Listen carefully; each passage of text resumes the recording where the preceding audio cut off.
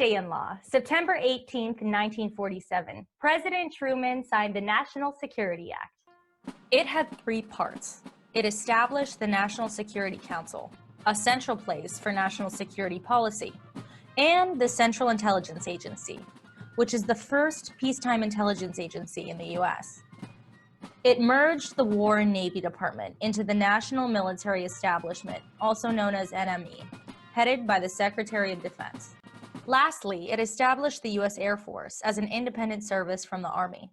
It was a major restructuring for the U.S. government military and intelligence agencies. The National Security Act, Truman Doctrine, and Marshall Plan were all major parts of Truman's Cold War strategy.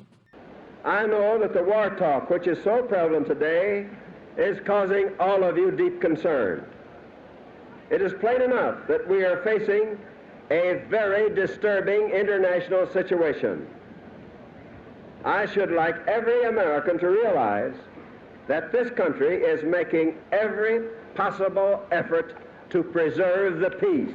Truman's main goal was to modernize the nation's defense and set up and unify armed services under a civilian chief.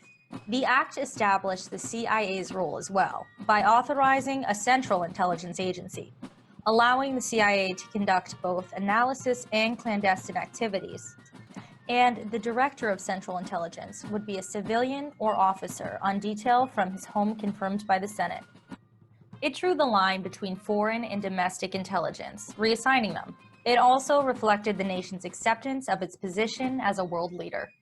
It is the policy of this government to continue working for peace with every instrument at our command.